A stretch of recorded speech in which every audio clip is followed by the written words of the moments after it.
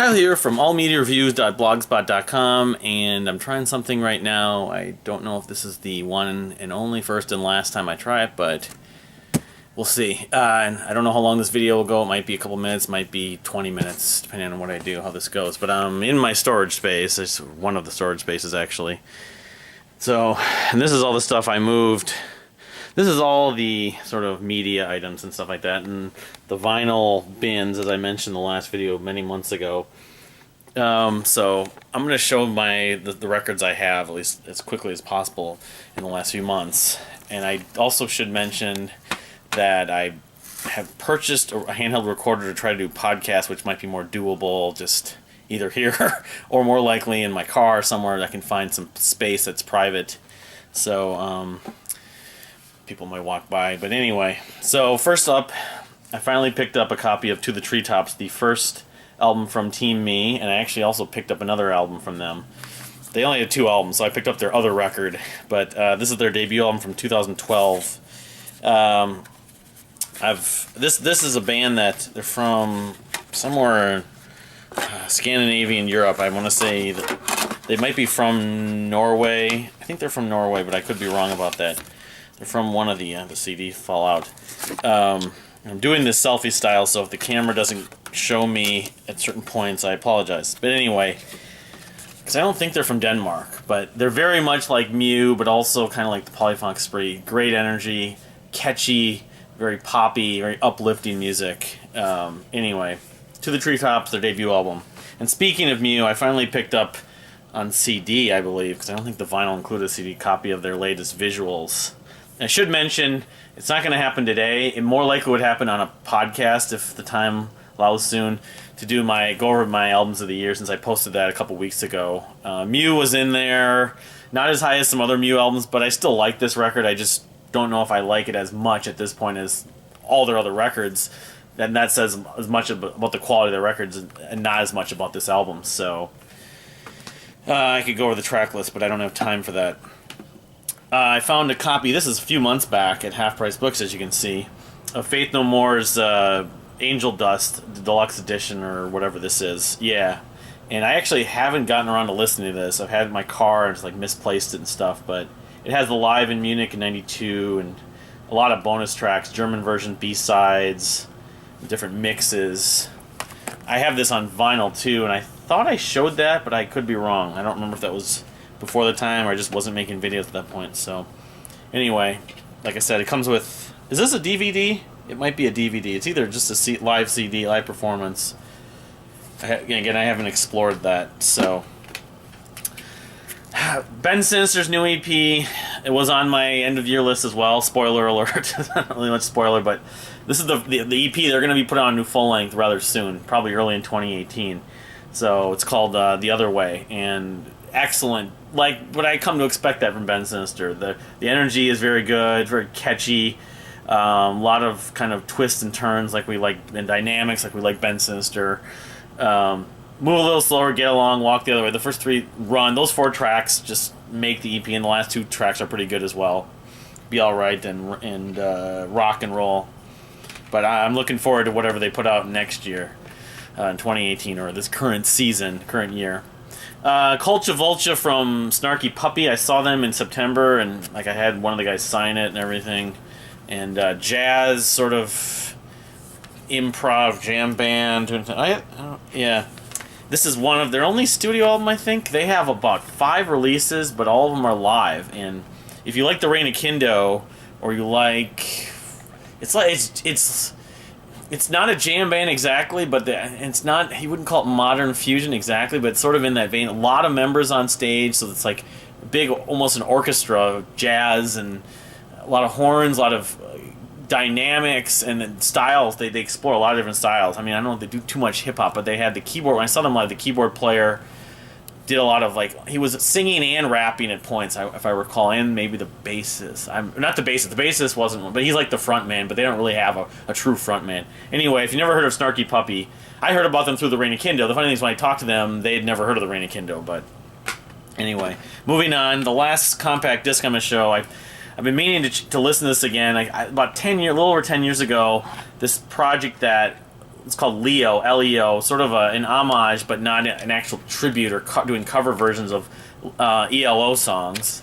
And the biggest reason why is it has Andy Sturmer singing on 1 or 2 tracks, and he was involved in a couple more. And then I came to realize also both Blue, who's another power pop sort of modern guy that loves Jellyfish and loves, like, obviously the other power pop, you know, kind of staples of power pop bands are really influenced by, like the Beatles and the Beach Boys and ELO, of course ELO, and some of Badfinger. You name those bands from that period. But if you never heard of Blue and you like Jellyfish, you should check out Blue. I don't like Blue as much as Jellyfish, but it also has Matt Mahaffey at some point, but he doesn't do any singing. He does some, like, I want to say he plays some drums and maybe keyboards at one point. Anyway, it's a pretty good record. Better than when I first heard it about 10 years ago. I remember I was sort of thinking it would be better than it was, but it's still not amazing. I still only give it about 3.5 stars, but that's still a damn good record. So let's get to the vinyl as quickly as I can. Like I said, there's a bunch here. I'm trying to make up for time lost, of course. And I'm not even going to pull these out. I got a copy of Nektar's A Tab in the Ocean for a Canadian pressing, as you can see the sticker says right there. You know, when I find a better space to show these videos at, I might want to do that. I haven't opened this. But this is one of the classic Nektar albums. I know that, and you know, I figured it wasn't overly expensive for $7, $7.20. Anyway, I was mentioning sElf just a little while ago. They released sort of 2 albums from the past, Porno Crime and Ornament Crime. And I think, yeah, okay. Again, I'd love to show these. I'll try and show these as easily as possible. This is a weird setup. Yeah, I think that they're colored though. That's the motivation. So as you can see, you can see that sElf. This is Porno Minting Crime is one of the digital albums I want to say. He self-released that and Ornament Crime, and maybe was it Self-Aphonia and Feel Like Breaking Shit. There's a bunch of albums that self-released that were just digital because he just wasn't able to press them. The record label didn't press them, but and they're not. These are not like pretty much all the digital albums I'm not as attached to as the other ones, but I just love sElf. And I need to probably spend some more time revisiting. I did listen to recently Wired All Wrong. Yeah, so here's the other one, Ornament Crime. And this one, I have more of a memory of when I got into sElf about 10 years ago. It's like 2008. I think it was 2008, so it was almost 10 years ago. And I remember this one being a little more guitar-oriented and also a little more keyboard, like more electronic. It was a little heavier. It was purple. So, but I wasn't going to miss out on picking up the vinyl for sElf. I mean, I've talked about sElf, you know, I haven't done like a whole video on sElf. I should at some point. You know, the Gizmogery, and I showed that vinyl once. And Breakfast with Girls, which is the one that he needs to release on vinyl.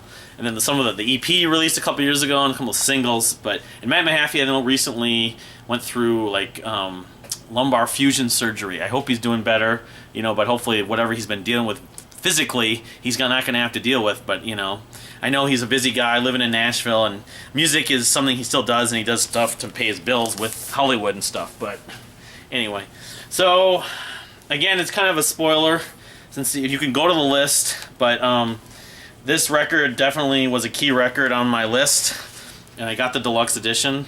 Mutemath, Play Dead, and the last album likely, unless we see some change with both Darren King on drums and blanking on Cardenas. I want to say Roy Mitchell Cardenas on bass and or guitar. I can't remember. Anyway, I really love this record, and you know, look at I got the deluxe edition. So yeah, the orange. Yeah, I don't know how long this video's already gone, so I think I'm gonna do is stop after I'm done with this. See, this is a double, I think. Are they both orange? I think they're both. The one I got was orange. Yeah. So the last 2 songs, especially on this album, are exceptional, even though they're very melancholy. But I love the whole record, basically. There's not a track I don't like. Like I said, maybe what I'll end up doing is just doing an audio podcast talking about albums of the year and the list, and it's like the new year and stuff too. Maybe do one for the new year, but that's obviously assuming that the time is available. I'm here on a Sunday. The Vikings are playing the Rams right now. It's tied at 7-7 at halftime. It's probably past halftime now though, but that would be normally where my priority, especially since the wife is busy doing some other stuff, but need to try doing this once. So I'm going to stop it and go on to the next one.